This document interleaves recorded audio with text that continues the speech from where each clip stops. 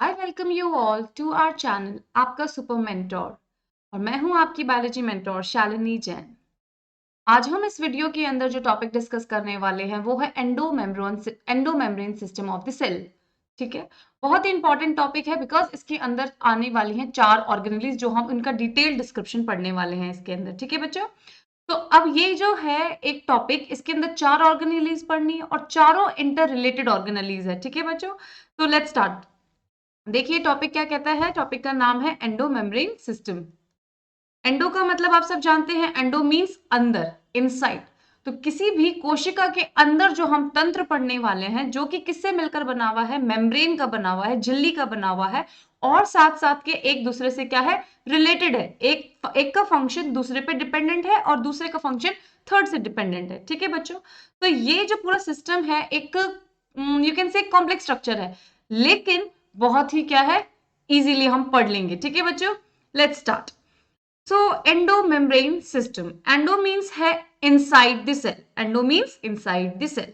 ठीक है, अगर आप किसी एक सेल का ओवरव्यू देखेंगे, अगर आप उस सेल को कट करके उसका ओवरव्यू देखेंगे तो आप उसके अंदर क्या पाएंगे कि सेंटर में हमारा क्या है। अगर हम एनिमल सेल की पर्टिकुलरली बात करते हैं तो एनिमल सेल के अंदर हमें क्या मिलेगा, सेंटर में केंद्रक मिलेगा, न्यूक्लियस मिलेगा।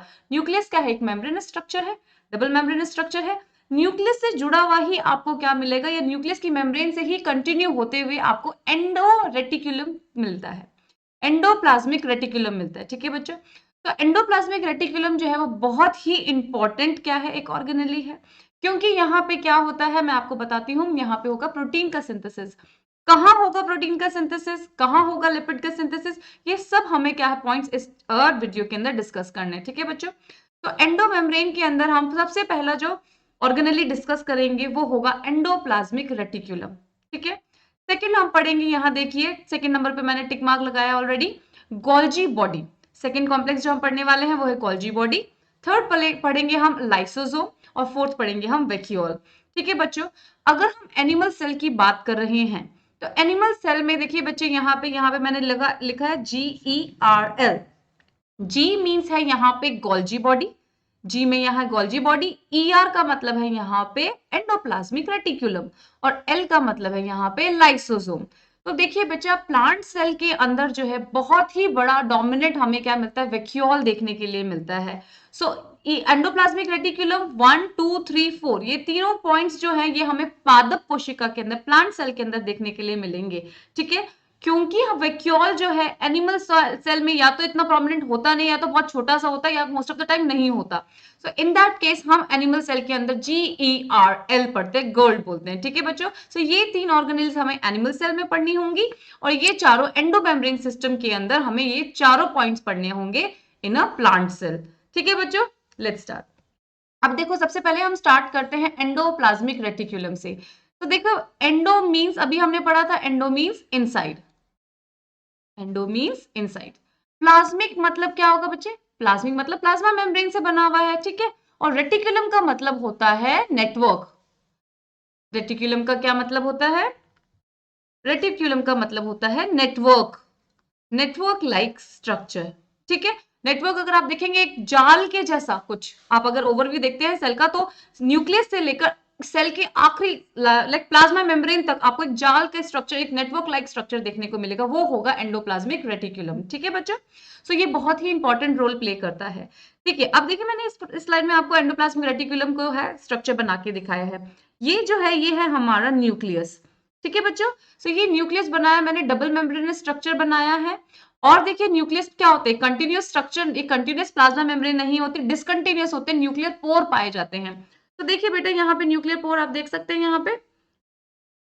ओके, सो न्यूक्लियर मेम्ब्रेन ही कंटिन्यू होते हुए क्या बनाती है, एंडोप्लाज्मिक रेटिकुलम, या आप कह सकते हैं एंडोप्लाज्मिक रेटिकुलम जो है ये प्लाज्मिक मेम्ब्रेन है, प्लाज्मा की मेम्ब्रेन है, तो वही कंटिन्यू होकर क्या करती है, हमारी न्यूक्लियर मेम्ब्रेन का फॉर्मेशन करती है। ठीक है बच्चों, तो अब देखिए यहाँ पे ये मैंने बनाया है एंडोप्लाज्मिक रेटिकुलम, इस तरीके से देखिए सैक लाइक स्ट्रक्चर बनाया है, एक जाली जैसे देखिए इस तरीके से स्ट्रक्चर बनाया, और आगे जाके ये कैसा होता जाता है, ट्यूब्स के जैसे, ट्यूब दिख रही है देखो, एक ट्यूब, दूसरी ट्यूब, सो मेनी ट्यूब्स। ठीक है, तो ये जो ट्यूब जैसे स्ट्रक्चर है इसको बोलते हैं ट्यूब्यूल्स, और ये जो सैक जैसी स्ट्रक्चर है, फ्लैट होती है और सैक जैसी स्ट्रक्चर होती है। ठीक है बच्चों, तो सैक जैसे स्ट्रक्चर को कहते हैं हम सिस्टर्ने। एंडोप्लाज्मिक रेटिकुलम के अंदर ही जो फर्स्ट हमें सैक जैसे स्ट्रक्चर, कंटिन्यूअस सैक जैसे स्ट्रक्चर जो मिलती है उसके बोलते हैं सिस्टर्ने, ठीक है। और वही सिस्टर्ने आगे जाके बहुत ही नैरो ट्यूब्स की जैसा फॉर्मेशन करती हैं, वो कहलाते हैं ट्यूब्यूल्स, ठीक है। और इसी एंडोप्लाज्मिक रेटिकुलम से ही सटकर और टूटकर छोटी छोटी ये वेसिकल्स बनती है, छोटे छोटे वेसिकल्स बनते हैं। तो ये भी क्या है, एंडोप्लाज्मिक रेटिकुलम का ही पार्ट है, ठीक है। सो अगर हम इसकी संरचना की बात करते हैं, इसके स्ट्रक्चर की बात करते हैं, तो we are gonna find cisternae, tubules and vesicles, ठीक है।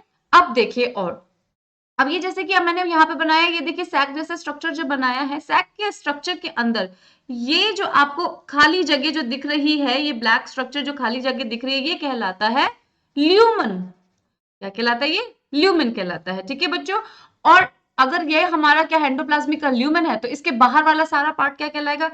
एक्स्ट्रा ल्यूमिनल पार्ट, ठीक है, जो कि हमारा क्या होगा? साइटोप्लाज्म होगा, ठीक है।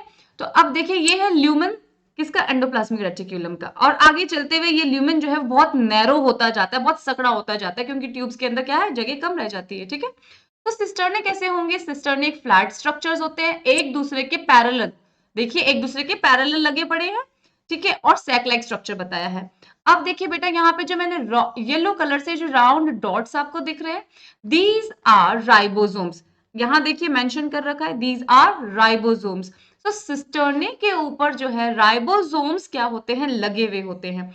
अब देखिए सिस्टर्ने के ऊपर जो राइबोसोम्स है, ये राइबोसोम्स है स्मॉल स्मॉल पार्टिकल, तो वो ऐसे अटैच जो होते हैं उस समय जो क्या, यहाँ पे देखिए मैंने यहाँ पे बताया ये राइबोसोम्स लगे हुए, तो यहाँ पे एक स्पेशल टाइप ऑफ प्रोटीन से जुड़े हुए होते हैं, उन प्रोटीन्स का नाम होता है राइबोफोरिन।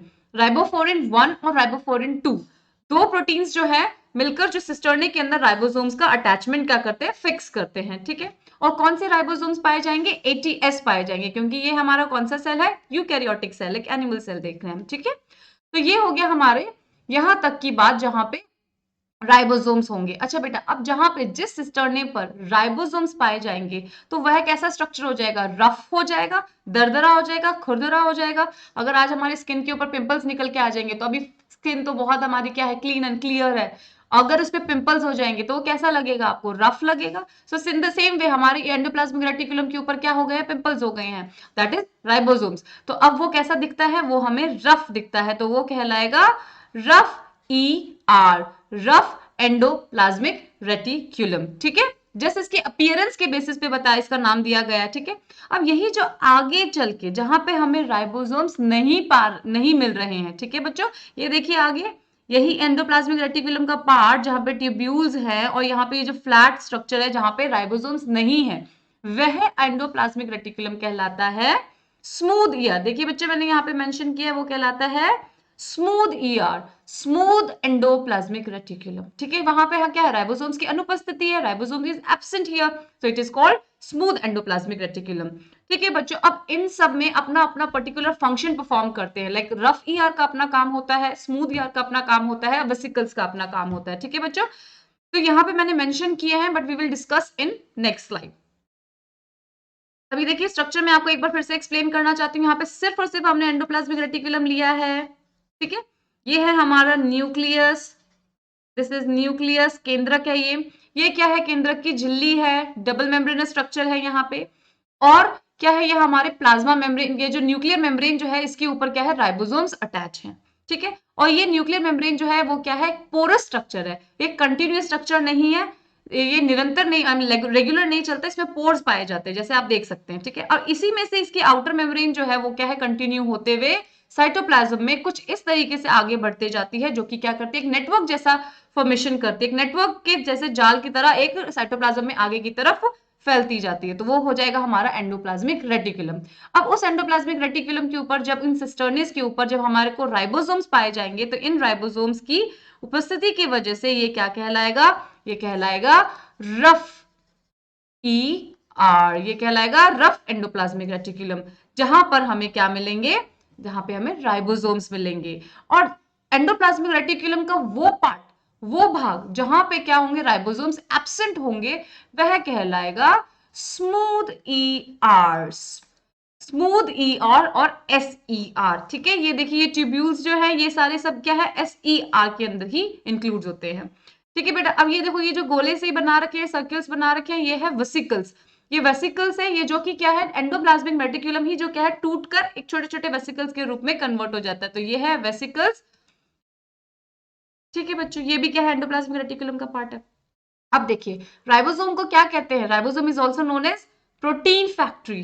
क्या काम है उसका, प्रोटीन का सिंथेसिस का काम है। ठीक है, तो क्या करता है, राइबोसोम के ऊपर क्या है, प्रोटीन का सिंथेसिस होता है। ठीक है बच्चों, तो यहाँ पे मेन जहां पे भी आर ई आर पाया जाएगा तो उसका मेन फंक्शन क्या हो जाएगा, प्रोटीन सिंथेसिस का काम हो जाएगा। ठीक है, किसी भी प्रकार के जो प्रोटीन्स का फॉर्मेशन होगा सेल के अंदर, सेल की नीड के लिए या फिर सेल के बाहर नीड के लिए, कोई एंजाइम्स का नीड है, तो प्रोटीन सिंथेसिस जो होंगे वो कहाँ हो रहे हैं, आइदर न्यूक्लियस में होंगे, ठीक है, या फिर कहाँ हो रहे हैं, हमारे प्रोटीन फैक्ट्री राइबोसोम्स के ऊपर होंगे, या आर पर होते हैं। ठीक है बच्चों, जैसे अगर हम लिवर सेल्स की बात करें, मैं आपको एक एग्जांपल देती हूँ यहाँ पे लिवर सेल्स। तो लिवर सेल्स में क्या होंगे, आर का जो नंबर है वो बहुत ज्यादा होता है। वो किस लिए ज्यादा होगा, क्योंकि वहां पे क्या है, प्रोटीन सिंथेसिस ज्यादा हो रहा है, तो जो जिसका मेटाबॉलिक फंक्शन के बेसिस पे क्या होगी, इसकी प्रेजेंस होगी। तो जो फंक्शन ज्यादा परफॉर्म कर, जिसमें प्रोटीन सिंथेसिस की रिक्वायरमेंट ज्यादा है, तो वहां पे क्या मिलेगा आपको, आर ज्यादा मिलेगा। नेक्स्ट बच्चों देखिए, स्मूथ एंडोप्लाज्मिक रेटिकुलम का काम होता है लिपिड्स का या स्टेरॉइड्स का या हार्मोन्स का फॉर्मेशन। ठीक है बच्चों, formation of lipid and steroids. जितने भी हमारे हार्मोन्स होते हैं, वो हार्मोन्स क्या होते हैं बच्चों, स्टेरॉइड्स होते हैं ना। तो एस्ट्रोजन, प्रोजेस्टेरॉन्स जो होंगे हमारे हार्मोन्स जो होते हैं, तो या फिर हार्मोन्स जहां पे सिक्रीट ज्यादा हो रहे हैं या जहां बन रहे हैं, तो वहां पे आपको SER का जो है नंबर जो है वो अबंडेंट मिलेगा, वो बहुत ज्यादा मिलेगा। ठीक है बच्चों, अब ये वेसिकल्स क्या होते हैं, आप देखिए इन वेसिकल्स के अंदर जो भी प्रोटीन सिंथेसिस हुआ है, यहाँ पे देखिए, यहाँ पे इस पॉइंट पे देखिए, जहां पे यहाँ पे राइबोसोम के ऊपर प्रोटीन सिंथेसिस हुआ है, तो वो प्रोटीन सिंथेसिस के बाद वो पार्ट्स जो है, प्रोटीन जो की छोटे छोटे जो पार्टिकल्स है, वो ल्यूमेन में क्या कर दिए जाते हैं, डाल दिए जाते हैं। अब ये ल्यूमेन से होते हुए, स्मूथ गियर से होते हुए, ये छोटे छोटे पॉइंट्स जो है यहाँ से डिटैच होकर वेसिकल्स के अंदर स्टोर हो जाते हैं। ठीक है, अब देखते हैं वेसिकल्स के अंदर, बेसिकली आपके वेसिकल्स के अंदर आपको प्रोटीन्स मिलेंगे जो कि क्या है, राइबोसोम के द्वारा सिंथेसाइज किए गए हैं ऑन RER। ठीक है, लेट्स सी। अच्छा, ये बात आपको बता दी थी कि यहाँ पे जो राइबोसोम्स जो हैं वो सिस्टर्ने के ऊपर किस तरीके से अटैच होते हैं, by the help of one protein और टू प्रोटीन्स, वो है राइबोफोरिन 1 और राइबोफोरिन 2। और राइबोसोम्स कौन से पाए जाएंगे, क्योंकि ये यूकैरियोटिक सेल है तो ATS राइबोसोम्स होंगे यहाँ पे। ठीक है बच्चों, let's go to next slide. देखिए आप इस स्लाइड के अंदर देखिए, ये है हमारा न्यूक्लियस, और न्यूक्लियस के बाद देखिए पूरा का पूरा जो नेटवर्क दिख रहा है, क्योंकि हम डायग्राम बनाते हैं 2D के अंदर, तो हम इतना एक्सपेंड करके नहीं बना सकते, आपको 3D फॉर्म नहीं दिखा सकते। तो आप यहाँ देखिए, ये देखिए नेटवर्क लाइक स्ट्रक्चर कितना एक्सटेंड हो रखा है, कितना ज्यादा नेटवर्क है। ठीक है, डेंस नेटवर्क है, ये पूरा का पूरा जो दिख रहा है आपको दिख रहा है। मैं कलर चेंज करके दिखाती हूँ, पॉइंट आउट करते हैं आपके लिए। यस, तो ये है रफ ER, और ये रफ क्यों है, क्योंकि देख सकते हैं आप कितने सारे राइबोसोम्स हैं, कितने सारे राइबोसोम्स लगे हुए हैं। ये राइबोसोम्स की प्रेजेंस की वजह से ये जो ER है ये कहलाता है रफ ER। और वही आगे कंटिन्यू करते हुए देखो बेटा, यहाँ पे आपको वो एंडोप्लाज्मिक रेटिकुलम का वो पार्ट दिख रहा है, ट्यूब्यूल्स जैसे दिख रहे हैं, जहां पे राइबोसोम्स क्या है, एब्सेंट है। सो ये जो ट्यूब्यूलर स्ट्रक्चर दिख रहा है आपको, ये हो जाएगा हमारा SER, स्मूथ एंडोप्लाज्मिक रेटिकुलम। ठीक है बच्चे, और इसी से डिटैच होकर हमारे क्या बनते हैं, वेसिकल्स बनते हैं, वेसाइकल्स बनते हैं। ठीक है, अब ये जो नेक्स्ट डायग्राम बताया है वो बताया हमने एंडोप्लाज्मिक रेटिकुलम के बाद जो हम पढ़ने वाले हैं गोल्जी एपरेटस या गोल्जी बॉडीज, तो वो जस्ट नेक्स्ट जुड़ा हुआ होता है, एक दूसरे से इंटर रिलेटेड होते हैं। तो इसीलिए मैंने इसके पिक्चर यहाँ पे आपको शो की है। देखिए बेटा, ये है पूरा का पूरा Golgi apparatus. Okay, will discuss it later, पहले हम इसके फंक्शंस, ER के फंक्शंस की बात करते हैं। देखिए ER के फंक्शंस की अगर हम बात करें तो सबसे फर्स्ट फंक्शन है protein synthesis. The major function performed by the RER is the protein synthesis. अभी आपको बताया था liver cells, pancreatic cells and goblet cells, जहां पे क्या होगा, सबसे ज्यादा प्रोटीन एंजाइम और क्या होते हैं, सिंथेसाइज होते हैं, या फिर यहाँ पे सबसे ज्यादा प्रोटीन सिक्रीट होते हैं। ठीक है बच्चों, तो सिक्रीट होंगे तो यहाँ पे हमारे RER का जो है नंबर जो है अबंडेंटली पाया जाएगा। ठीक है, नेक्स्ट है, और नेक्स्ट है हमारे स्टेरॉइड्स और लिपिड्स का फॉर्मेशन या सिंथेसिस कहाँ होता है, who is responsible, the SER is responsible for the formation of lipids and steroids. ठीक है, फैट्स, लिपिड्स, वैक्सेस, जो है वो हमारे क्या होंगे, सारे के सारे हार्मोन्स जो है वो सब क्या स्मूथ एंडोप्लाज्मिक रेटिकुलम के द्वारा ही बनाए जाते हैं। ठीक है बच्चों, तो ध्यान रखना एक ही ऑर्गन है, एक ही ऑर्गेनली है, बट उसके अंदर भी क्या हो रहा है, दो अलग अलग तरीके के केमिकल्स का क्या हो रहा है, फॉर्मेशन हो रहा है।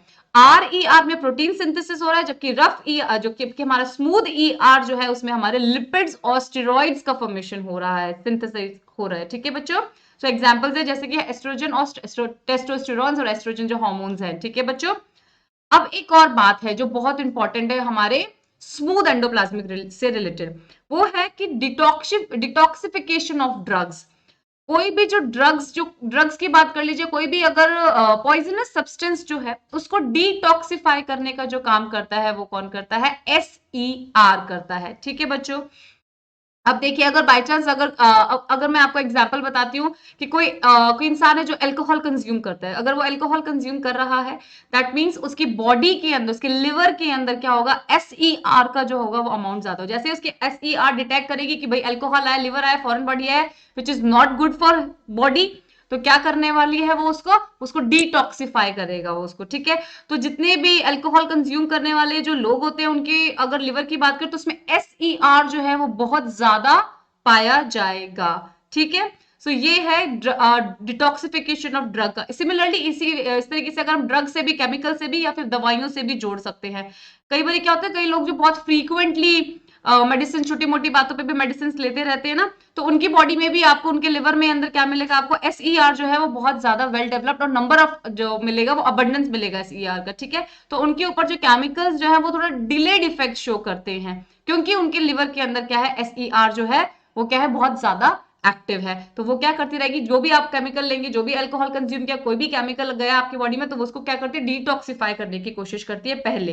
ठीक है बच्चों, नेक्स्ट ये भी बहुत इंपॉर्टेंट है, सार्कोप्लाज्मिक रेटिकुलम। अच्छा देखिए क्या है, मसल सेल्स जो होते हैं, आपको पता होगा हमारी बॉडी के अंदर muscle cells are the only cells which shows movement, contraction और रिलैक्सेशन शो करते हैं। ठीक है, सो ये कॉन्ट्रैक्शन और रिलैक्सेशन का जो काम है वो कैसे होता है, वो होता है कैल्शियम की स्टोरेज की वजह से। ठीक है, सो सार्कोप्लाज्मिक रेटिकुलम एक ऐसा क्या है, मसल सेल्स के अंदर पाया जाने वाला स्मूथ ER है, जो कि क्या करता है, कैल्शियम को स्टोर करता है। ये जो पॉइंट है हम कहां पढ़ने वाले, लोकोमोशन वाले चैप्टर के अंदर आपके डिस्कस करेंगे डिटेल के अंदर। ठीक है बच्चों, तो ये याद रख लेना, सार्कोप्लाज्मिक रेटिकुलम क्या है, मसल्स के अंदर स्मूथ एंडोप्लाज्मिक रेटिकुलम का जो रोल होता है, we found a little different और लिटिल डिफरेंट, राइट। तो स्टोर क्या करता है, कैल्शियम को स्टोरेज करता है यहाँ पे। ठीक है, जिसके वजह से कैल्शियम के इनटेक और कैल्शियम के एक्सफ्लक्स से क्या होगा कि कैल्शियम हमारे जो मसल सेल्स जो है वो कॉन्ट्रैक्ट और रिलैक्स करता है। Let's see next. अब देखिए ये हो गया हमारा पूरा endoplasmic system finish, endoplasmic reticulum complete हो गया। ठीक है, इसके फंक्शन सारे हो गए। अब एंडोप्लाज्मिक, ये न्यूक्लियस है हमारा, यहां से हमने पढ़ लिया पूरा कि एंडोप्लाज्मिक रेटिकुलम पढ़ लिया। ठीक है बच्चों, ये हो गया हमारा एंडोप्लाज्मिक रेटिकुलम। एंडोप्लाज्मिक रेटिकुलम के जस्ट नेक्स्ट हमें मिलेगा गोल्जी कॉम्प्लेक्स और गोल्जी बॉडी, गोल्जी काय मिलेगा। ठीक है, हु डिस्कवर्ड, कैमिलो गोल्गी ने डिस्कवर किया था। ठीक है, अब इसमें जो है बेटा, इसका जो प्लेसमेंट जो है, इसकी जो प्लेसमेंट जो है वो आपको ध्यान रखने की जरूरत है। वो एग्जैक्टली ये जो स्ट्रक्चर है एंडोप्लाज्मिक रेटिकुलम के, यहीं पे ये है हमारा गोल्जी कॉम्प्लेक्स। ये है इसकी cisternae flat sac like structure, इस तरीके से ये बनाया है, और ये आगे इस तरीके से ये मैंने बनाया। तो ये देखिए, ये है हमारा गोल्जी बॉडी, एग्जैक्टली ऐसे ही प्लेस होता है। ये जो हमारा साइड दिख रहा है बच्चों यहाँ पे आपको, ये जो येलो ये साइड बनाया मैंने आपको, ये कहलाता है गोल्जी बॉडी का सिस फेस और कॉन्वेक्स फेस और फॉर्मिंग फेस। तो ये अगर हमारा ER है तो ER के जस्ट इस तरफ सिस फेस जो होगा वो ER को फेस कर रहा होगा। ठीक है बच्चों, और जो इसका ट्रांस फेस जो होगा, ये देखिए यहाँ पे मैंने बताया आपको, ये ट्रांस फेस, मैच्योरिंग फेस या कॉन्केव फेस, ये वाला, ये जो साइड है, ये साइड जो है वो क्या होगा, अवे होगा एंडोप्लाज्मिक रेटिकुलम से। तो इसका प्लेसमेंट का ध्यान रखना। ठीक है बच्चों, अब देखिए क्या करते हैं, इनका फंक्शंस एक दूसरे से कैसे रिलेटेड होता है। तो इसमें भी देखो, इसकी बॉडी की अगर हम इसके स्ट्रक्चर की अगर हम बात करते हैं, तो ये भी क्या है, फ्लैट देखिए क्या बने हुए, सिस्टर्ने पाए जाएंगे, सैक लाइक स्ट्रक्चर्स होते हैं, एक दूसरे के पैरेलल होते हैं। बट इतना इंटरकनेक्टेड और इतना नेटवर्क लाइक स्ट्रक्चर इसमें नहीं पाया जाता जितना डेंस ईआर के अंदर था। ठीक है बच्चों, तो ये हो गया सिस्टर्ने। नेक्स्ट है हमारे, ये देखो आगे जो ट्यूब्यूल्स बन रहे, ट्यूब लाइक, पहले देखिए वहां पे कितनी नैरो ट्यूब्स थी, यहाँ पे क्या है, कंपेरेटिवली ब्रॉडन है, ट्यूब्स है बट ब्रॉडन है, तो ये ट्यूब्यूल्स हो गए। और इससे भी छोटे छोटे जो पीसेस इसके कटकर जो गिरेंगे, जो प्लाज्मा मेम्ब्रेन के साथ में जो इसके गोल्जी कॉम्प्लेक्स के जो छोटे छोटे पीसेस जो हो जाएंगे वो हो जाएंगे वेसिकल्स। ठीक है, तो सिस्टर्नी ट्यूब्यूल्स और वेसिकल्स से ये भी इसके अंदर क्या मिलेंगे, इसी तरीके की सेम संरचना जो है, स्ट्रक्चर जो है इसके अंदर गोल्जी के अंदर पाया जाएगा। लेकिन इसके अंदर जो इंपॉर्टेंट चीज आपको ध्यान रखने वाली है वो है इसका प्लेसमेंट। आई रिपीट, क्या है इसका प्लेसमेंट। ईआर का आपको हमेशा सिस फेस जो है वो होना चाहिए गोल्जी का ईआर की तरफ, और ट्रांस फेस जो है वो उससे होना चाहिए अवे फ्रॉम द ईआर होना चाहिए। ठीक है, तो अब देखिए, और ये तो हो गया एनिमल सेल के अंदर इस तरीके का प्लेसमेंट होता है। यही गोल्जी बॉडी जो है प्लांट सेल पादप कोशिका के अंदर क्या कहलाती है, डिक्टियोजोम कहलाती है। ये देखिए बेटा, डिक्टियोजोम्स, यहां देखिए एरो को मैंने बनाया है, इस एरो को फॉलो कीजिए। देखिए ये है डिक्टियोजोम्स, इतनी वाइड, इतनी फ्लैट, इतनी मतलब इतनी एक्सपेंडेड फॉर्म में हमें गोल्जी नहीं मिलता, मिलेंगी पैरेलल। देखिए ये देखिए पैरेलल सिस्टर्नी लगे हुए होते हैं, छोटे छोटे वेसिकल्स है, तो इनका नाम जो है गोल्जी बॉडी ना होते हुए क्या कहलाता है पादप कोशिका के अंदर, प्लांट सेल्स के अंदर, डिक्टियोजोम्स कहलाता है। ठीक है बच्चों, फंक्शंस जो है ओवरऑल थोड़े से सेम ही होते हैं। अब बात करते हैं गोल्जी बॉडी के फंक्शंस की और इसके स्ट्रक्चर्स की, अच्छे से बात करेंगे, डिटेल्स तक बात करते हैं। ठीक है, तो अब देखिए बच्चे ये अब आप अज्यूम करिए कि ये है हमारा न्यूक्लियस और ये इससे रिलेटेड ये हमारा ईआर बना हुआ है, ये आ गया हमारा ईआर। ठीक है, ये है हमारा ईआर, ये देखिए ईआर हो गया। अब देखिए इस ईआर की जस्ट सिस फेस पे क्या होगा, यहाँ पे हमें गोल्जी मिलेगा। ये सिस फेस क्या कर रहा है, देखिए एकदम इस तरीके से अपनी कमर, गोल्जी कॉम्प्लेक्स जो है वो अपनी क्या कर, कमर मोड़कर या फिर बैक साइड जो है वो सिस्टर ईआर की तरफ करके बैठी हुई है। ठीक है, तो cis face of the Golgi body किसकी तरफ है, ईआर की तरफ है। ठीक है बच्चों, तो ये ध्यान रखना। और देखिए ये आगे चल के कंपेयर, ये चल रहा है हमारा पूरा का पूरा गोल्जी बॉडी की स्ट्रक्चर, यहाँ पे ट्यूब्यूल्स आ गए, ये वेसिकल्स आ गए। अब देखिए इसका काम क्या होता है, जो काम अभी हमारा ईआर ने किया है उसी में ही क्या करता है, एक स्टेप अहेड करता है कौन, गोल्जी कॉम्प्लेक्स। क्या करता है गोल्जी कॉम्प्लेक्स, जो भी प्रोटीन का सिंथेसिस हुआ है ईआर के अंदर, जो कि रफ ईआर के अंदर हुआ था, ठीक है, वो उसने अपने ल्यूमेन में डाल दिया था, और ल्यूमेन से होता हुआ फिर वो स्मूथ ईआर से होता हुआ क्या वेसिकल्स की फॉर्म में कहां पर आकर जुड़ेगा, वो गोल्जी कॉम्प्लेक्स की पीठ पे, बैक में क्या करेगा, ये देखिए ये देखिए, ये एक वेसिकल्स जो है यहां से ईआर से आकर इस पे अटैच हो गया, जुड़ गया, वो इसके अंदर जाएगा, और क्या होगा यहाँ पे, मॉडिफिकेशन होगा। जो भी प्रोटीन्स, लिपिड्स, स्टेरॉइड्स का फॉर्मेशन ईआर में होता है, उसका मॉडिफिकेशन जो है वो कहां होगा, गोल्जी बॉडी के अंदर होता है। ठीक है, अगर आप समझना चाहें इजी बात लैंग्वेज में, तो देखिए ऐसा कुछ होगा कि अगर कोई भी अगर प्रोटीन जो बना है ईआर के अंदर, तो अगर उसको, अगर सेल के बाहर उसकी नीड है या सेल के अंदर भी उसकी नीड है, ठीक है, तो वो कहां से होता हुआ जाएगा, पोस्ट जो ऑफिस होता है, पोस्ट ऑफिस का क्या काम होता है, अगर मुझे कुछ अपने प्रिय लोगों को कुछ आइटम्स भेजने, डिलीवर करने हैं, तो मैं क्या करूंगी, पोस्ट ऑफिस को भेजूंगी, पोस्ट ऑफिस के पास भेजेंगे, पोस्ट ऑफिस क्या करेगा, उसको आगे फर्दर डिलीवर करेगा। ठीक है, उसकी पैकेजिंग देखेगा, उस पर स्टैंप लगाएगा, उसका एड्रेस का क्या करेगा, कंफर्मेशन करेगा। ठीक है बच्चों, तो इन द सेम वे अगर हम ये माने ये कोई फैक्ट्री है, ईआर कोई क्या है, फैक्ट्री है, जहां पे हमारे क्या हुआ है, किसी एक चीज का फॉर्मेशन, मान लीजिए कोई टी शर्ट्स बनी है यहाँ पर, ठीक है, ईआर के अंदर हमारी टी शर्ट्स बनी है, तो कपड़े से सिलाई कर दी, वहां पे तो प्रोटीन का सिंथेसिस हो गया, वहां पे तो सिलाई हो गई कि शर्ट बन चुकी है, स्टिचिंग हो गई है वहां पे। उसके बाद उसकी पैकेजिंग का काम, उसके बटन्स लगाने का काम, उस पर लोगो लगाने का काम, उसको पैक करके लेबल लगाने का काम, ठीक है, जो काम होगा, तो पैकेजिंग का काम जो होगा, मॉडिफिकेशन का काम जो होगा, वो कहाँ होगा, गोल्जी के अंदर होगा। ठीक है बच्चों, तो बात समझ में आई, वहां पे सिंथेसिस हुआ है, यहाँ पे उसका मॉडिफिकेशन हुआ है, और वो मॉडिफिकेशन होने के बाद जहां पे उसकी जो डिस्टाइंड उसकी लोकेशन पे जहां भेजना है, अगर वो एक्स्ट्रा सेल्यूलर जाना चाहता है वो प्रोटीन, तो उसको एंजाइम्स के फॉर्म में होगा, तो उन एंजाइम्स को बाहर सेल के बाहर सिक्रीट कर दिया जाएगा, और उसकी अगर अंदर सेल की नीड होगी तो वो क्या होगी, गोल्जी बॉडी में यहाँ पे सेल के अंदर रिलीज कर दिया जाएगा। ठीक है बच्चों, ये है ओवरऑल कुछ वर्क, लेकिन और भी बहुत स्पेसिफिक वर्क्स होते हैं जो कि गोल्जी के द्वारा परफॉर्म किए जाते हैं, we will see. Okay, so first form देखो बच्चे यहाँ पे आ गया।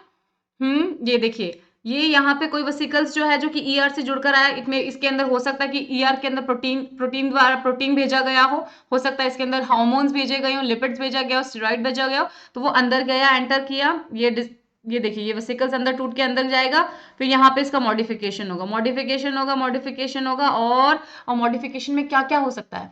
अब अगर हमें प्रोटीन मिला है और उसके ऊपर क्या है, हमें गोल्जी बॉडी क्या कर रही है, शुगर प्लेस कर रही है, उस पे शुगर का क्या कर रही है, अटैचमेंट कर रही है।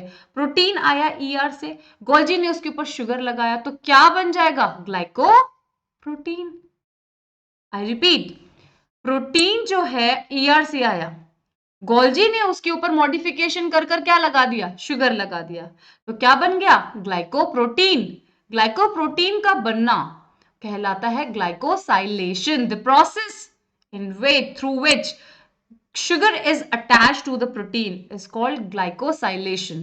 ठीक है बच्चों, इन द सेम वे अगर हमारे क्या किया, स्मूथ ईआर ने, एसईआर ने लिपिड भेजा है वहां से, ठीक है, तो लिपिड आया मॉडिफिकेशन होगा, उस पर शुगर जुड़ा, गोल्जी के अंदर, तो वो क्या बन गया, ग्लाइकोलिपिड बन गया। ठीक है, ग्लाइकोलिपिड बनने का प्रोसेस कहलाता है ग्लाइकोसाइडेशन। ध्यान रख लेना, लिपिड डी ड, और यहां पे भी क्या है, ड ड, ग्लाइकोसाइडेशन। लिपिड जुड़ेगा तो ग्लाइकोसाइडेशन, अगर शुगर जुड़ रहा है लिपिड्स के साथ में तो ग्लाइकोसाइडेशन, और प्रोटीन जब जुड़ता है शुगर के साथ में तो ग्लाइकोसाइलेशन। ठीक है बच्चों, ध्यान रखना। तो ये हो गया मेन मोस्ट इंपॉर्टेंट वर्क। ठीक है, अब देखते हैं और क्या क्या वर्क जो है हमारा गोल्जी बॉडी परफॉर्म करता है। तो यहाँ पे मैंने एक बनाया, न्यूमेरिक देख लेना आप, if you can learn, STAMPS। Post office में स्टैम्प से तो लगते हैं ना, पोस्ट कार्ड्स के ऊपर, या फिर जो भी हम आइटम डिलीवर करना चाहते हैं। ठीक है, तो अभी इस तरीके से याद रखिए, हमारा पोस्ट ऑफिस है, उसके ऊपर स्टैम्प लगेंगे। स्टैम्प में क्या क्या होगा, उसके फंक्शंस ये देखिए, STAMPS। एस का मतलब है बेटा सिक्रीशन, जितने भी प्रोटीन, जितने भी एंजाइम्स का जो सिक्रीशन जो होगा वो क्या होता है, गोल्जी कॉम्प्लेक्स के द्वारा होता है। ठीक है, क्योंकि अगर प्रोटीन्स आ रहे हैं तो भी इसके यहाँ पे मॉडिफाई होंगे, लिपिड्स आ रहे हैं, हार्मोन्स आ रहे हैं तो भी वो यहाँ मॉडिफाई होंगे, और फिर वहां से वेसिकल्स के फॉर्म में निकल के क्या हो जाएंगे, सिक्रीट कर दिए जाएंगे। ठीक है, स्त्रावण हो जाएगा उनका कोशिका के द्वारा।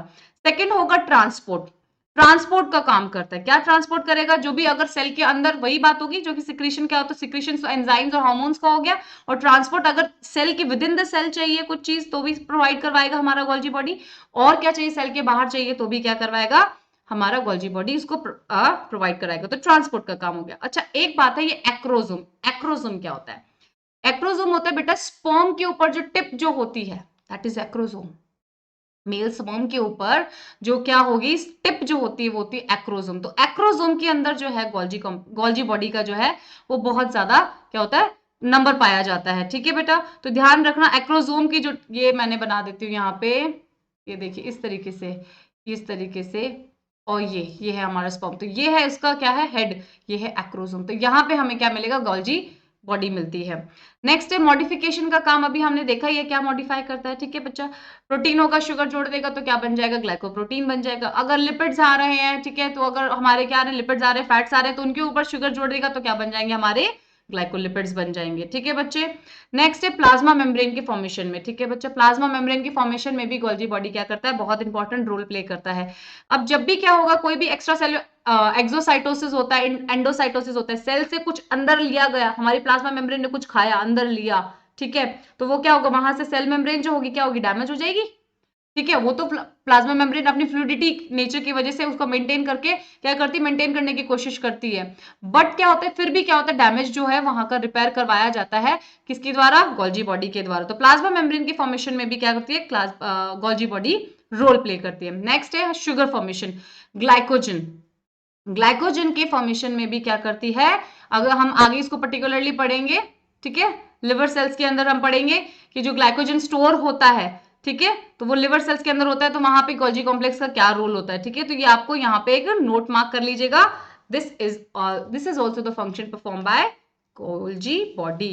ठीक है बच्चों, नेक्स्ट नेक्स्ट हमने क्या पढ़ा था, ईआर हो गया हमारा एंडोमेम्ब्रेन सिस्टम में, गोल्जी बॉडी हो गया। अच्छा, अब मैं आपको पहले एक बारी गोल्जी बॉडी का स्ट्रक्चर दिखा देती हूँ। ये देखिए बेटा, ये है गोल्जी बॉडी का। तो ये देखिए यहाँ पे मेंशन कर रखा है सिस फेस, ये है सिस फेस। देखिए ये है सिस फेस, तो सिस फेस किसकी तरफ होगा, इसका मतलब यहाँ हमारा क्या होगा, यहाँ हमारा होगा ईआर होगा, एंडोप्लाज्मिक रेटिकुलम होगा। और ये है यहाँ पे इसका ट्रांसफेस, ये होगा एंडोप्लाज्मिक रेटिकुलम से अवे। ये देखिए बेटा, इसके अंदर डिटैच, इससे देखो डिटैच होती हुई वेसाइकल्स दिख रही हैं। तो इन्हीं वेसाइकल्स के अंदर जो भी मॉडिफाइड हमारा आइदर प्रोटीन होगा तो प्रोटीन होगा, लिपिड्स होंगे तो लिपिड होंगे। इस तरीके से ये वेसाइकल्स जो है निकल जाएंगी, और इनको इनकी देखो यहाँ पे लिखा हुआ भी है सिक्रिटरी वेसिकल्स। ठीक है बच्चों, ये सिस्टर्नेज हो गई। ये इसके अंदर सिस्टर्नी के अंदर जो खाली जगह जहां पे सारा पैकेजिंग का काम होगा वो ल्यूमन जो था वहां पे, वहां एंडोप्लाज्मिक रेटिकुलम के अंदर भी जो स्पेस जो था खाली वो ल्यूमन कहलाता था। In the same way cisternae के अंदर यहाँ पे भी क्या कहला रहा है, वो स्पेस खाली जगह ल्यूमन कहला रही है। ठीक है, और ये न्यूली फॉर्म्ड वेसिकल इस तरीके से इसके अंदर बॉडी से अपनी डिटैच होती रहती है, अपना अपना इन्होंने कंपाउंड लिया और जो इनको ट्रांसफर करना है वो कंपाउंड किया, और इस तरीके से इसकी बॉडी यहाँ से डिटैच होकर वेसिकल्स के रूप में आ जाएंगी। ठीक है बच्चों, let's move next. Next is lysosome. Lysosome बेटा क्या होते हैं, देखिए लाइसोसोम है सिंगल मेम्ब्रेन स्ट्रक्चर। यही क्या है, कोई एक जो वेसिकल जो वहां से निकला डिटैच हुआ गोल्जी कॉम्प्लेक्स से, वही कोई एक बड़ा होकर क्या बन जाता है, लाइसोसोम बन जाता है। ठीक है, तो क्या है, सिंगल मेम्ब्रेन बाउंड होता है। ठीक है, ये देखिए मैंने बनाया एक सिंगल मेम्ब्रेन बाउंड है और ज्यादा साइज में बड़ा नहीं होगा। इसके अंदर होता क्या है, व्हाट इज लाइसोसोम एक्चुअली। तो लाइसोसोम के अंदर होते हैं एंजाइम्स। कौन से एंजाइम्स, हाइड्रोलाइटिक एंजाइम्स होते हैं, हाइड्रोलाइटिक एंजाइम्स पाए जाएंगे। तो ये क्या करते हैं, ये क्या करते हैं, ये करेंगे कार्बोहाइड्रेट, इसके अंदर एंजाइम्स होंगे अलग अलग तरीके के। ठीक है, तो अगर कार्बोहाइड्रेट को हाइड्रोलाइज करेगा, प्रोटीन को हाइड्रोलाइज करेगा, फैट्स को हाइड्रोलाइज करेगा, तो इनके लिए इसके पास में क्या होते हैं, अपने एंजाइम्स होते हैं। इनको अलग अलग कंपाउंड को अलग तरीके, अलग अलग एंजाइम्स परफॉर्म करके, अपना एक्शन परफॉर्म करके क्या करते हैं, हाइड्रोलाइज करते हैं, तोड़ते हैं। ठीक है बच्चों, क्या काम आता है ये देखिए। फर्स्ट देखिए यहाँ पे क्या दिखाया गया है, इसमें देखो गोल्जी बॉडी से किसी कोई एक वेसिकल जो टूटी थी वही बड़ी होकर क्या बनती है, हमारा लाइसोसोम बन गया, सिंगल मेम्ब्रेनस स्ट्रक्चर बन गया। ठीक है, और उसके अंदर क्या फील्ड है, उसके अंदर एंजाइम्स फील्ड है। अभी देखिए ये जो एंजाइम्स है जिसपे कोई एक्शन, जिसने कोई अभी एक्शन परफॉर्म नहीं किया, तो वो क्या होता है, इनएक्टिव, इसके अंदर हाइड्रोलाइटिक एंजाइम्स। देखिए यहाँ पे मैंने लिखा है इनएक्टिव हाइड्रोलाइटिक एंजाइम्स इसके अंदर फिल है। अब ये एक्टिव कैसे होंगे मैम, तो ये एक्टिव होते हैं जैसे ही इसके अंदर कोई फॉरेन पार्टिकल या फिर जो इसका एक्शन परफॉर्म करना है, तो वो जब एक्शन परफॉर्म करने के लिए क्या होगा, रेगुलेट करेगा, तब इसके जो एंजाइम्स है वो एक्टिवेट हो जाते हैं। वो कैसे एक्टिवेट होते हैं, intake of hydrogen ion. Intake of hydrogen ion से क्या हो जाएगा, इसका पीएच जो है वो एसिडिक हो जाएगा, एंजाइम सारे एसिडिक पीएच पे परफॉर्म करेंगे, और जो भी फॉरेन बॉडी है वो क्या हो जाएगी, किल हो जाएगी। ठीक है बच्चों, तो अगर वो प्रोटीन, अब ये जो एंजाइम्स जो है अगर वो प्रोटीन का हाइड्रोलाइज कर रहे हैं तो वो प्रोटीएज एंजाइम होगा इसके अंदर, लिपिड को हाइड्रोलाइज कर रहे हैं तो लाइपेज एंजाइम होगा, और अगर कार्बोहाइड्रेट को हाइड्रोलाइज कर रहे हैं, तोड़ रहे हैं, तो क्या हो जाएगा बच्चों, ये कार्बोहाइड्रेलेज एंजाइम होगा इसके अंदर। ठीक है, अब देखिए जब लाइसोसोम के अंदर जो एंजाइम प्रेजेंट है उसने अपना कोई एक्शन परफॉर्म नहीं किया है, इनएक्टिव एंजाइम्स पड़े हुए हैं, मीडियम एसिडिक नहीं है, तो उस केस में वो होगा हमारा प्राइमरी लाइसोसोम। ठीक है बच्चों, ये देखिए यहाँ पे प्राइमरी लाइसोसोम। अब देखिए ये एक्टिव कैसे होता है ये भी जान लेते हैं हम। ठीक है, अब मान लीजिए ये हमारी प्लाज्मा मेम्ब्रेन है, सी बेटा यहाँ पे प्लाज्मा मेम्ब्रेन। ठीक है, ये हमारी प्लाज्मा मेम्ब्रेन है, और इस प्लाज्मा मेम्ब्रेन ने कुछ क्या है, खाया, कुछ खाया। ऐसा तो है नहीं अपनी जैसे खाना तो खाती नहीं है, मींस कुछ क्या हुआ, इनटेक हुआ है प्लाज्मा मेम्ब्रेन के द्वारा सेल के अंदर। ठीक है, तो this process is called endocytosis. ठीक है, अब ये जो वेसिकल अंदर आया, ये हमारी सेल के लिए क्या है, फॉरेन है, तो ये कहलाएगा फैगोसोम। फॉरेन बॉडी है, फैगोसोम। जब ये फैगोसोम, ये फॉरेन पार्टिकल जिसके अंदर क्या है, कुछ बाहर का मटेरियल आया हुआ है, ठीक है, तो वो अब हमारे प्राइमरी लाइसोसोम से क्या होगी, इंटरैक्ट करेगी, कंबाइन करेगी, तब हमारे हाइड्रोलाइटिक एंजाइम्स क्या होंगे, एक्टिवेट होंगे। इनटेक ऑफ हाइड्रोजन आयन होगा, इनफ्लक्स ऑफ हाइड्रोजन आयन देखा जाएगा, pH becomes acidic, enzymes becomes active, और क्या होगा, फैगोसोम के अंदर जो भी पार्टिकल है वो क्या हो जाएंगे, हाइड्रोलाइज कर दिए जाएंगे।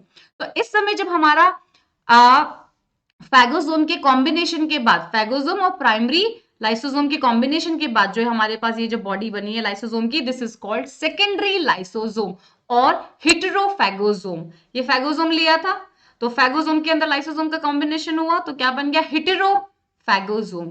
ठीक है बच्चों, और ये अपना क्या करेगा, इस तरीके से अपना एक्शन परफॉर्म करेगा एंजाइम्स, और इसको क्या कर देंगे, किल कर देंगे। मैंने बताया यहाँ पे एसिडिक क्या हो गया, मीडियम हो गया। एसिडिक मीडियम कैसे हो गया कि क्या हुआ, साइटोप्लाज्म से क्या हुआ, एच आयंस जो है, प्रोटॉन्स जो है वो इनटेक किए गए हैं और अपना एक्शन परफॉर्म किया गया है। ये तो हो गया हमारा एंडोसाइटोसिस का काम हो गया। और फिर बाद में ये जो बच्चे एंजाइम्स, इसके अंदर एंजाइम्स अपना एक्शन किया, हाइड्रोलाइज हो गया, जो भी पार्टिकल थे वो क्या बन जाएंगे, अब रेसिडुअल बॉडी। अब वो काम का नहीं है, सेल के काम का नहीं है, वो कोई फॉरेन पार्टिकल हमारी बॉडी में आया था जो कि हो सकता है हमें हार्म करता था, कर सकता था। ठीक है, तो उसको हमारे लाइसोसोम ने किल कर दिया है। तो अब क्या है, वो रेसिडुअल बॉडी बन गई। वो रेसिडुअल बॉडी क्या होगी, सेल के द्वारा बाहर निकाल दी जाएगी, एक्सोसाइटोसिस प्रोसेस हो जाएगा।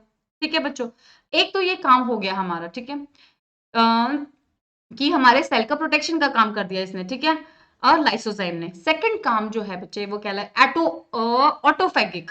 ठीक है, क्या कहलाते हैं, उसको ऑटोफैगी बोलते हैं। और ऑटोफैगिक क्या हो जाएगा, ये पूरा प्रोसेस कहलाएगा। ठीक है, अब देखो क्या कहलाते हैं, lysosome is also known as suicidal bags. Lysosome is also known as suicidal bags. क्यों कहलाते हैं भाई सुसाइडल बैग्स, देखिए तो देखिए ये है लाइसोसोम। अब देखिए सेल में क्या है, माइटोकॉन्ड्रिया है। ठीक है, अगर प्लांट सेल है तो उसके पास क्लोरोप्लास्ट भी होगा। और ये क्या है, काफी ओल्ड हो गए हैं, फंक्शंस परफॉर्म नहीं कर रहे हैं। और माइटोकॉन्ड्रिया के पास और क्लोरोप्लास्ट के पास पे तो क्या होती है, अपने आप डिवीजन की क्या होती है, उनके पास में फैसिलिटी होती है। वो क्या करते हैं, अपने आप डिवीजन करने के लिए फिशन के द्वारा, बहुत ही बेसिक डिवीजन प्रोसेस होता है फिशन, उसके द्वारा 1 से 2, 2 से 4 आगे होते रहते हैं। ठीक है, तो जो ओल्ड माइटोकॉन्ड्रिया जो कि it is no more functional, ठीक है, तो उसका क्या करेंगे, तो वो बॉडी के लिए, सेल के लिए कोई काम का नहीं है। तो उस केस में क्या होगा, जब सेल के ऑर्गेनल्स ही जब सेल के ऑर्गेनल्स ही क्या कर दिए जाते हैं, लाइसोसोम के द्वारा अटैक कर दिए जाते हैं, तो वो प्रोसेस कहलाता है ऑटोफैगी, और you can say suicidal bag. उस केस में क्या हो रहा है कि सेल क्या कर रहा है, अपने ही ऑर्गेनल्स को अटैक कर रहा है, किल कर रहा है। ठीक है, और वो करना यहाँ पे देखिए इंपॉर्टेंट भी हो गया, क्योंकि ये माइटोकॉन्ड्रिया कोई काम ही नहीं, काम का ही नहीं है हमारे लिए बूढ़ा माइटोकॉन्ड्रिया। ठीक है, बहुत सारे नए माइटोकॉन्ड्रिया हमारे ऑलरेडी बन गए हैं। ठीक है, तो देखिए ये mitochondria, suppose this is mitochondria, ये डबल मेम्ब्रेन स्ट्रक्चर बनाया मैंने यहाँ पे, और ये है क्लोरोप्लास्ट। तो अब क्या होंगे, छोटे छोटे छोटे छोटे लाइसोसोम्स आएंगे। ये देखिए मैंने छोटे छोटे लाइसोसोम्स बनाए हैं, इन सब के अंदर क्या है, इनएक्टिव एंजाइम्स हैं। तो जैसे इन्होंने अपने क्या कर लिया, प्रे को कैप्चर कर लिया है, तो घेर लिया उसको लाइसोसोम ने सब तरीके से, और फिर क्या कर लेते, सारे ज्वाइन होकर एक्टिवेट हो जाते हैं, और एंजाइम सारे जुड़ गए, ये सारी लेयर सिंगल बन गई, और इसमें अपने एंजाइम सारे रिलीज कर देंगे। ये अपने मीडियम एसिडिक होगा, और ये जो अंदर के हमारे माइटोकॉन्ड्रिया और क्लोरोप्लास्ट है वो क्या हो जाएंगे, किल कर दिए जाएंगे by the acidic enzymes, hydrolytic enzymes. This process is called autophagic, और ये पूरा लाइसोसोम कहलाएगा ऑटोफैगिक लाइसोसोम। और फिर इसको in the same way residual body बन गया, और फिर सेल के द्वारा क्या कर दिया जाएगा, एक्सक्रीट आउट या बाहर निकाल दिया जाएगा। ठीक है बच्चों, लेट्स गो नेक्स्ट। सो देखिए ये फंक्शंस है लाइसोसोम में। हमने प्राइमरी लाइसोसोम क्या होगा, primary lysosome is one of the vesicles of the Golgi body, जो हमें गोल्जी बॉडी से मिला, जिसके अंदर हमारे पास इनएक्टिव एंजाइम्स पड़े हैं। ठीक है, तो इनएक्टिव एंजाइम्स होंगे, और वो सेकेंडरी लाइसोसोम में कैसे कन्वर्ट होगा, जब उसका कॉम्बिनेशन या किसके साथ होगा, किसी भी मटेरियल के साथ में जो कि क्या है, फॉरेन है उस सेल के लिए। ठीक है बच्चों, जो कि डाइजेस्ट करवाना है। ठीक है, तो that lysosome will become secondary lysosome, और उसके ऊपर एंजाइम्स जो जब एक्टिवेट करके अपना एक्शन परफॉर्म करके उसको हाइड्रोलाइज कर देंगे उस मटेरियल को, so that will turn into residual body that has to be excreted out by the cell. और इनडाइजेस्टिबल मटेरियल जो भी होगा, जो भी रेसिडुअल बॉडी के अंदर होगा ना, उसको क्या कर दिया जाएगा, सेल क्या करेगा, और लाइसोसोम क्या करेगा, उसको हाइड्रोलाइज कर देगा। ठीक है, सेल के द्वारा बाहर निकाल दिया जाएगा। ऑटोफैगोसोम अभी हमने देखा, जब खुद के ही ऑर्गेनलीज को क्या करता है, डाइजेस्ट करेगा लाइसोसोम। ठीक है, तो वो हो जाएगा autophagosome. I hope this is clear. Next is vacuole. Vacuole is in human cell it is in animal cell it is no more important, or you can say it is no more functional, और but इसका बहुत important role किसमें है, पादप कोशिका plant cell में। 90% of the plant cell is acquired by the vacuole. क्या करता है वैक्यूल? क्या होता है? सिंगल लेयर्ड स्ट्रक्चर होती है, लेकिन क्या होता है? स्टोर हाउस मान लो, सब कुछ उसके अंदर क्या होता है? स्टोर होता है। वाटर होगा, मिनरल्स होंगे, सॉल्ट होंगे, आयंस होंगे, ठीक है। तो सेल सैप जो होगा पर्टिकुलर हमारा कैसे बनेगा? वैक्यूल से बनता है। ये देखिए एक बना दे, अगर हम प्लांट सेल की बात करें तो ये है प्लांट सेल, ये देखिए बच्चों, ये है प्लांट सेल। अब इस प्लांट सेल के अंदर ये है वैक्यूल। तो ये है वैक्यूल। अब देख लीजिए इसकी स्ट्रक्चर के अंदर इसने कितना बड़ा स्पेस ऑक्यूपाई किया है, ठीक है। और ये जो इसकी सिंगल लेयर होता है, एक सिंगल प्लाज्मा मेम्ब्रेन से बना, तो इसकी जो लेयर होती है, उस जो आउटर मेम्ब्रेन जो है वो उसको क्या कहलाते हैं? पर्टिकुलर नाम दिया जाता है टोनोप्लास्ट, ठीक है, टोनोप्लास्ट। ये है सैप वैक्यूल। प्लांट सेल में इसको कहा जाता है सैप वैक्यूल, ठीक है। पिगमेंट्स भी इसके अंदर क्या होंगे? प्लांट्स के अंदर तो पिगमेंट्स पाए जाएंगे, तो पिगमेंट्स भी इसके अंदर स्टोर होंगे, बट कौन से pigments? Only water soluble pigments. For example anthocyanin, yes, यहाँ पे देखिए एंथोसाइनिन हमने मेंशन किया, ये वाटर सॉल्युबल पिगमेंट है, तो ये वैक्यूल के अंदर ही स्टोर होता है, ठीक है बच्चों। वैक्यूल जो होंगे बता दिए, देखिए जैसे सैप वैक्यूल होगा तो प्लांट्स में होगा तो सैप वैक्यूल होगा। और जैसे अगर बैक्टीरिया की बात करें तो बैक्टीरिया के अंदर क्या होता है? वैक्यूल्स जो होते हैं जिनमें गैस बबल या गैस फिल्ड होती है, तो वो बबल के जैसे हो जाता है, ठीक है, बबल बन जाते हैं, गैस जो उसको फ्लोट करने में हेल्प करता है, ठीक है। तो अगर गैस फिल्ड है उस बैक्टीरिया उस वैक्यूल के अंदर तो वो गैस वैक्यूल हो जाएगा, ठीक है।